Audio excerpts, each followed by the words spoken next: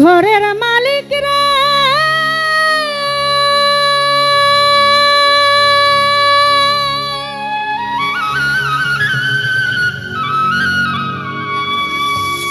ও তুমি বানাইয়া রংমহল ঘর করতে বসতি আবার ভিক্ষা চাইলে কথা কও না, এই কি তোমার রীতি? এই অভাগী যেদিকে যাই বলে রে সরস, তুমি আল কোরআনে প্রমাণ দিছ কেউ নয় তোমার পর আমার ঘরের মালিক রে। ক্ষুধায় ভিখারি মরলে কলঙ্ক তো